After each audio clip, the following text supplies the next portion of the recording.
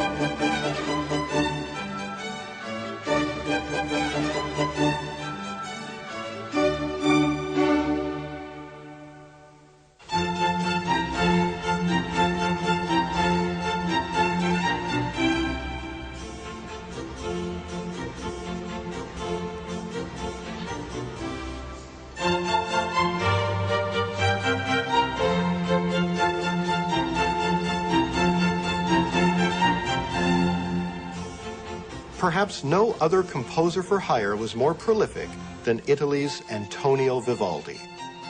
He wrote more concertos than any other composer that ever lived, but is now best remembered for a set of 4 violin concertos known as the Four Seasons.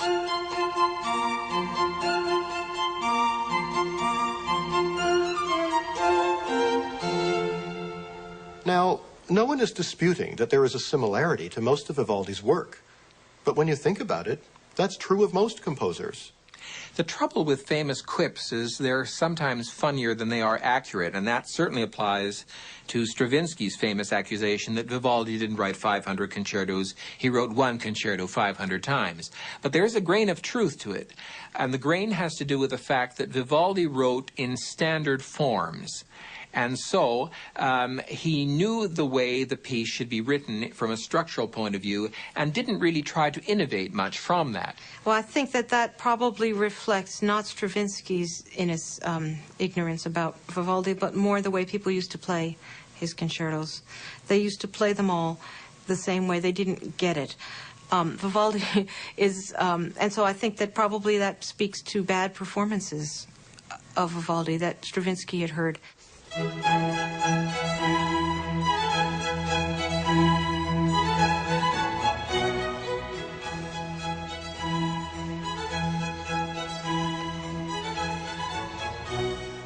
the 18th century, most reputable composers were employed by either the church or by nobility. They were often treated like servants and were expected to churn out compositions on command for any event, like royal visits, weddings, and even birthdays. Not only did this place a great creative burden upon their shoulders, wearing out quill after quill to better their last effort, it also created a colossal body of work. In those days, a composer was a craftsman, and he wrote as a craftsman for the institution which employed him. It was as simple as that, a very basic employer-employee relationship with a certain amount of prestige attached.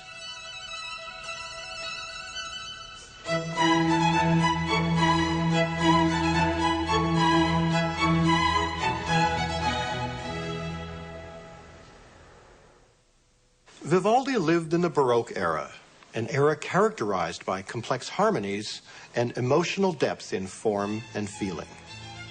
But perhaps the best way to get a sense of this period is not only to listen, but to look.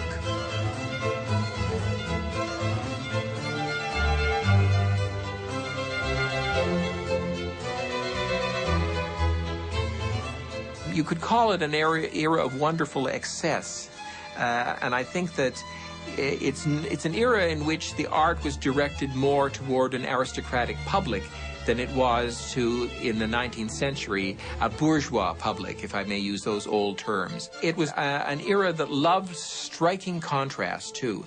And when you listen to Baroque music, there wasn't a great deal of subtlety, there was a great deal of elaboration. Improvisation was another trait common in the Baroque period. Composers like Vivaldi were expected to be able to improvise melodies on the spot, just as jazz musicians do today. For example, Vivaldi's Four Seasons, the slow movement of spring. Let me just play you the opening of it.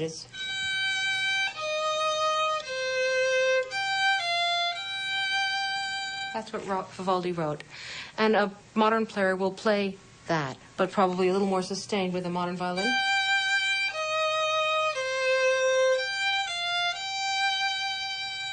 But a Baroque violinist will probably add some ornaments.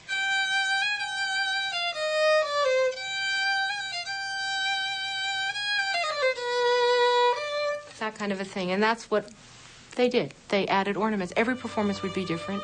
In that way, it's closer to jazz than it is to classical music, as we think of it.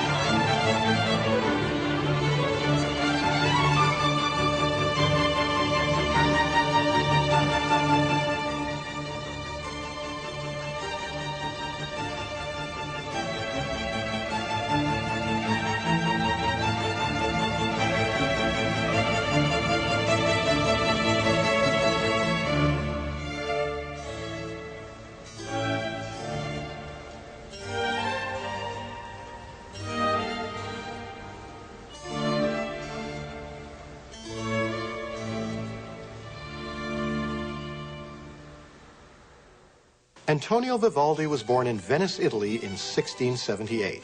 He was the son of a barber who was an incredible violinist in his own right. At the age of 14, the young Vivaldi was enrolled into the Catholic priesthood against his own will. Since his family was relatively poor, the church was a means to obtain a free education. But more importantly for Vivaldi, it was an opportunity to flourish as a musician within the church's large musical establishment. After 10 years of intense study, Antonio Vivaldi was ordained a priest. Oh, he was quite admired, and the fact that he had a red beard, and they called him the Red Priest, added a drama to his presence. So there was no question about it, the idea that this priest was also a musician and a composer. He was quite a special person. Vivaldi wasn't a priest for long, though. Once, while in the middle of performing Mass, he left the altar to jot down a tune that happened to pop into his head, leaving the congregation stunned. A church tribunal decided that he would never be allowed to perform Mass again, which was perfectly fine by him. Fortunately for classical music, Vivaldi was more interested in stirring the soul with music than saving it. I think Vivaldi was one of the first composers to go, at his time, to go beyond the idea of church music. Vivaldi wrote many, many concertos, especially for violin, and not all of his music was church-based, such as masses, that type of thing. He went beyond that, started to write a lot of secular music, and made it popular. Vivaldi's music was reflective of classical music's evolution. He and the two other Baroque giants, Bach and Handel, were experimenting with all different kinds of musical structures and breaking the rules along the way. Vivaldi composed other works, such as operas, chamber music, and choral pieces. But as the indisputable master of the concerto, he is famous for solidifying the model that is still followed today. Before that, it had been in more of an embryonic form. There had been concerto grossos, and there had been some concertos. But generally, the idea that an instrument would take this prominent role and be featured as if it were a singer. Before, it was always singing, and then you'd have the orchestra as a backup, and you'd have somebody singing some wonderful song or an aria from an opera or from something religious, whatever. But the idea that an instrument would play that role and would would sing to you and would do its virtuosic things and fast things, and it would do slow things that would move you and so on. That was fairly new, and that was something that Vivaldi definitely mastered. If not for Vivaldi, maybe the concerto would not have developed as early. Maybe it would have taken another 20, 30s to develop. I think he created this model because it was an interesting model for people to listen to. It was a well-designed and well-thought-out plan of making music that would be interesting, and you'd never get bored by it. Vivaldi cultivated the progressive idea that the soloist was in contest with the orchestra. He created dramatic tension by simply altering each movement's volume or speed.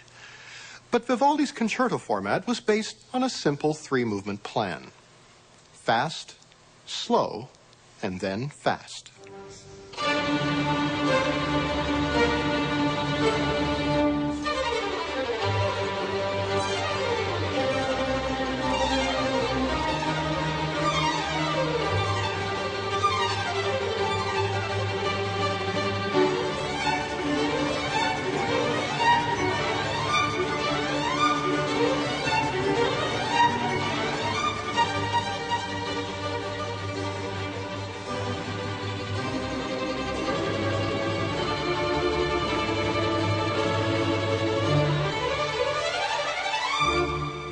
In 1703, Vivaldi was hired as a teacher at l'Ospedale della Pietà.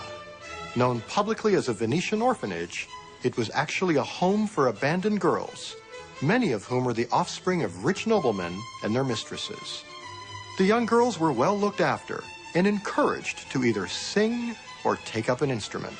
These young girls produced some of the highest standard instrumental playing of their day in their community.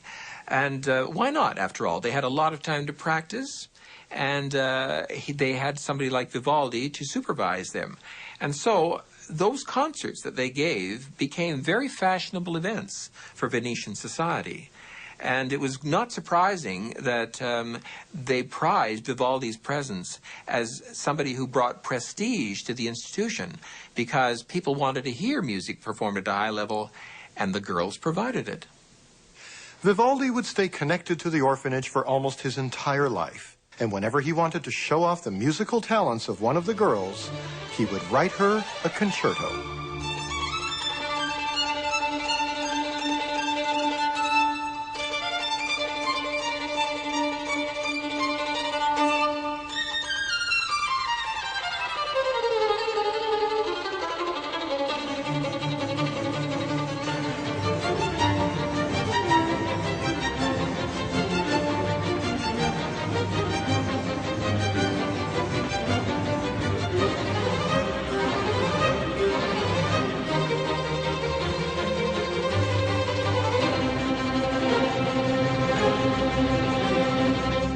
His strengths as a composer, especially in writing for the violin, was that he was a violinist. He knew what worked on the violin, he knew what was going to sound good, and he knew what was possible.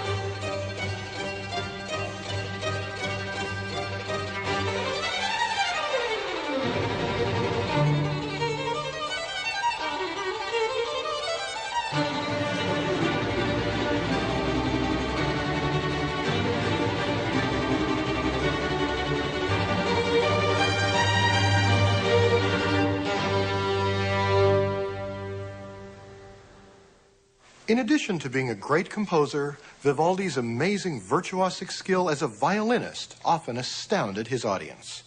He was so talented, the Pope would invite him to his private apartment so he could hear the master play.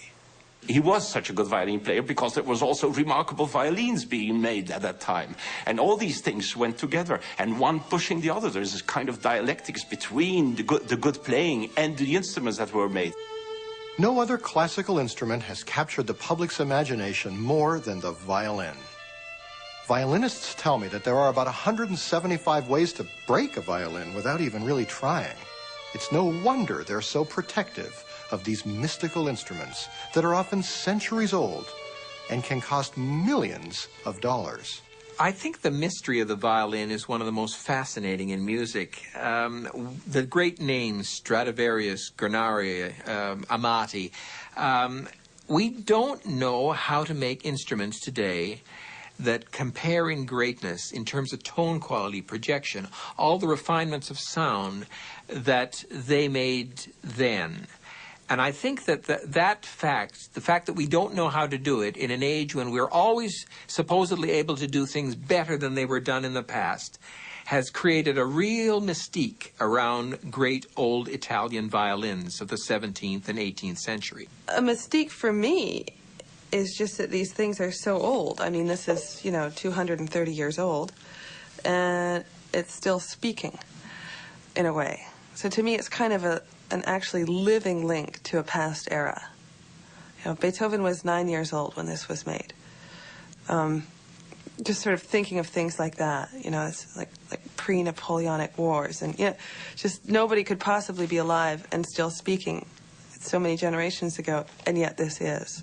So when you're holding one of these violins in your hand, you sort of feel like, wow, this violin has, could have had the Brahms concerto, played on it by Joachim.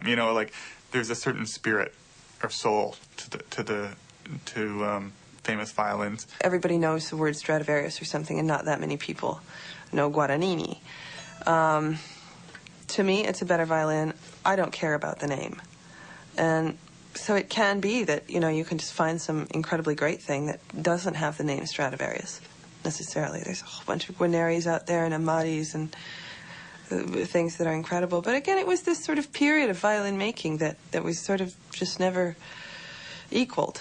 Vivaldi's most popular composition for any make of violin is, of course, the Four Seasons. It remains one of the most performed and recorded classical works ever. Its infectious melodies and zesty rhythms have been used in countless films and TV commercials. Not only are these four concertos for solo violin and orchestra masterpieces, they are excellent examples of program music, music that tells a story. He gave us sounds. He gave us truly nature sounds, which is almost like movie music. It was the first movie piece, and it's fantastic. He managed to write thunder. He managed to make us feel drowsy with the music. And there are words, he actually wrote the words into the music, that when you play this, this is what I want. For each of the four concertos, Vivaldi wrote a poem. The poems describe his different observations about the seasons. He then translated this imagery into extraordinary music. Everybody knows what it's like to be way too hot. And so, he really, it's like sort of, you really kind of feel sweaty even playing it. It's like...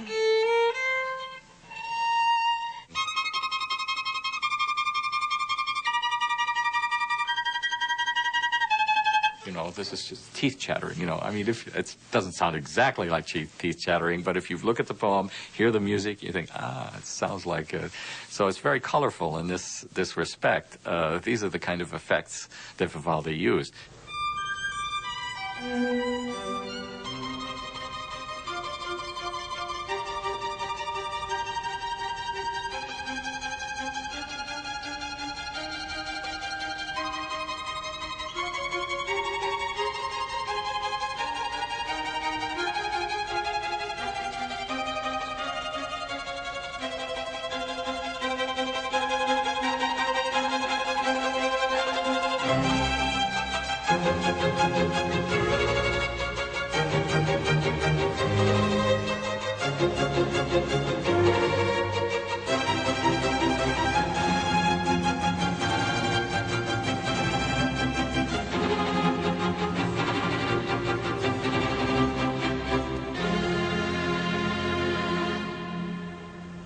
He used, when walking on ice, these very broken up little elements.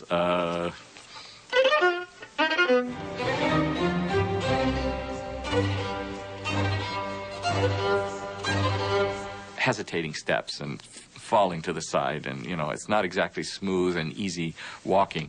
Vivaldi is showing us in musical sounds what we might experience in cold weather.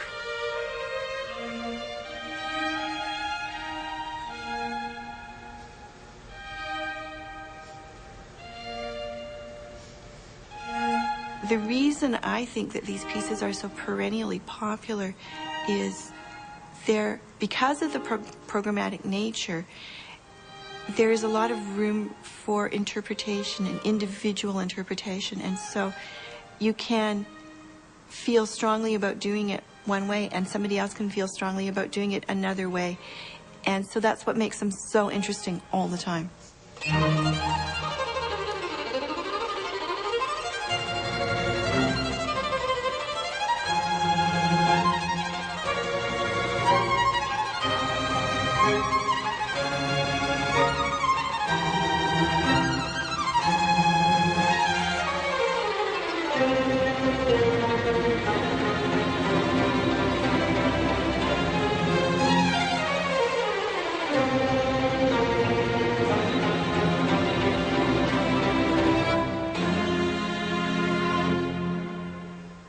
Vivaldi's beautiful, evocative music was soon forgotten after his death in 1741.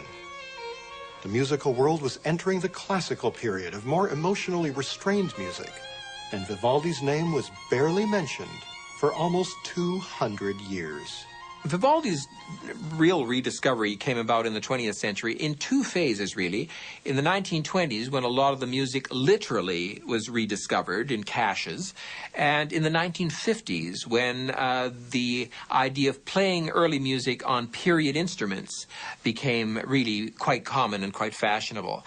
And before that, he was just essentially another man in the history books. Part of the fun that we have is finding these great composers or these unknown works by known composers that never get done, that are every bit as good as the great stuff, and bringing them to people's attention and performing them and turning people on to them.